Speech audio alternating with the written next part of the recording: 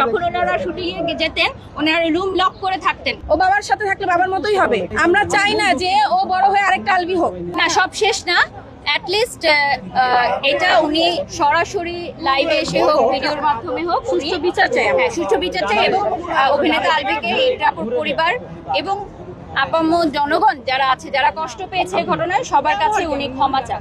দেখুন, এখানে একজন তিথির কথা উঠে এসেছে, ঘরে ঘরে এরকম অনেক তিথি আছে। হ্যাঁ, কেউ বলছে কেউ বলছে না। আজকে ইকরাপুরে সুইসাইডাল অ্যাটেম্পট নিছে বা সুইসাইড করছেন বোধহয় আপনারা জানতে পারতেছেন। দেখেন, এখানে আশেপাশে অনেক মেয়েরা আছে যারা সংসার করতেছে, বাচ্চার কথা চিন্তা করতেছে এই সিচুয়েশনটা নিয়ে। আপু নিজেও 4 বছর এটা নিয়ে সাফার করতেছে। এটা ওরা যারা ক্লোজ, আপু 4 বছর এটা জেনেও সাফার করতেছে। আপু ভাবছে যে বাবু হইলে, একটা বাচ্চা হইলে আমরা চিন্তা করি যে বাবা ভালো হয়ে যায়, একটা ছেলে মানুষ ভালো হয়ে যায়। বাট ভাইয়ার তারপরও ভালো হয়নি। আমি তারপরও তাকে ভাইয়া বলতেছি, মানে কি বলবো, আমার বলার ভাষা নাই। সে তারপরও ভালো হয়নি। আমরা চাই তার সুষ্ঠু বিচার।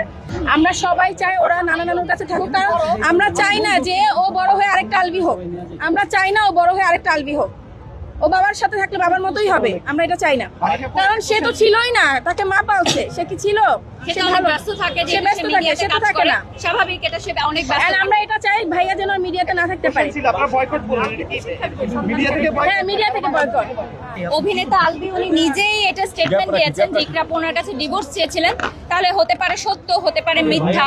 যেহেতু ইকরাপুর আইডিটা ডিসেবল করে দেওয়া হয়েছে এবং সেখান থেকে সকল তথ্য প্রমাণ মুছে দেওয়া হয়েছে, সো আমরা তো এখানে অনেক স্ক্রিনশট পোস্ট ভাইয়া কিন্তু ভিডিওতে বলেছে আমি সব প্রমাণ দিব, কিন্তু আজ পর্যন্ত সে প্রমাণ দিতে পারে না। যেমন ওরা হচ্ছে ইকরাপুর সাথে রেগুলার কানেক্টেড, ওরা কিন্তু মেসেঞ্জার থেকে অনেক স্ক্রিনশট নেওয়ার জন্য প্রস্তুত ছিল, যেগুলো তারা প্রচার করবে বা আপুর কথাগুলো কিছু আসছে, ডিসেবল করে ফেলছে। কিছু কিছু কিন্তু আসছে যে উনি শেয়ার করছেন। হ্যাঁ, এবং সেখানে ওই অভিনেত্রীর নামটাও ক্লিয়ারলি তার ওয়াইফ বলেছে যে এই অভিনেত্রীর সাথে অমুক জায়গায় তাকে দেখছে, অমুক সিচুয়েশনে তাকে ধরছে, এবং এটা নিয়ে অনেক ঝামেলা তাদের মধ্যে ছিল।